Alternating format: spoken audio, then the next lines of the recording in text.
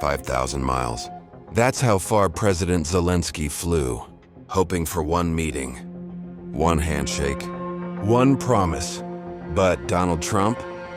He was already on his plane back to America. The G7 Summit 2025 in Canada was supposed to be a game changer for Ukraine. A podium to secure billions in US arms and to pressure Russia. Zelenskyy also aimed at lowering the oil price cap and attaining Trump's commitment. But none of that happened. Trump left hours before his scheduled meeting with Zelenskyy. His reason? I need to focus on Israel and Iran. Yes, once again, the US president has shifted the spotlight to the Middle East. And Ukraine was left hanging.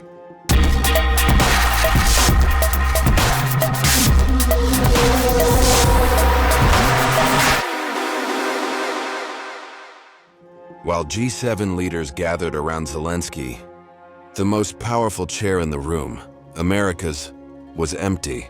What was even worse? The US vetoed a joint G7 statement on Ukraine. Why? Because it was too anti-Russian, and it could compromise talks with Putin. That's right. While Ukraine pleaded for aid, Trump was busy talking to Putin again.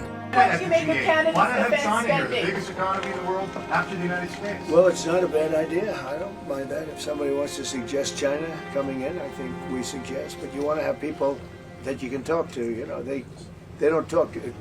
Putin speaks to me. He doesn't speak to anybody else. He doesn't want to talk because he was very insulted when he got thrown out of the G8. As I would be, as you would be, as anybody would be. He was very insulted. And I mean, he was thrown out by Trudeau, who convinced one or two people, along with Obama. He was thrown out, and he's not a happy person about it, I can tell you that. Zelenskyy had come armed with plans to buy up to $50 billion in US weapons and to ask for a tighter oil cap to choke off Russian war funds. Instead, he got sad news. By the time he landed, Trump was gone. Privately, Ukrainian officials were furious.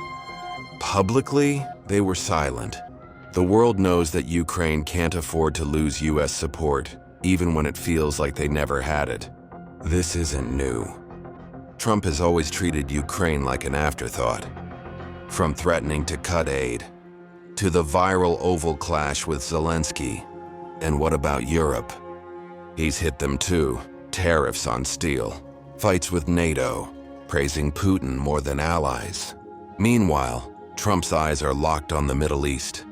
During his presidency, he cozied up to Saudi Arabia, cut mega deals with Qatar, and moved the US embassy to Jerusalem. Even now, he quietly backs a massive airplane deal with Qatar, while Ukraine gets excuses. At the G7, while British PM Keir Starmer slammed Russia with new sanctions, and the EU prepared its 18th package of oil bans, Trump said, "Sanctions cost us money. Let Europe do it first." So what's the message here? Simple. When it comes to Ukraine, Trump just doesn't show up. Not physically, not diplomatically, not strategically. While Trump says he wants to end the war. But to Ukraine, it looks more like he's ending the support. As the Russia-Ukraine war continues, one thing is clear. Without firm US backing, Ukraine stands on thin ice. The world came to Canada to unite. Trump took off, and once again Ukraine might pay the price.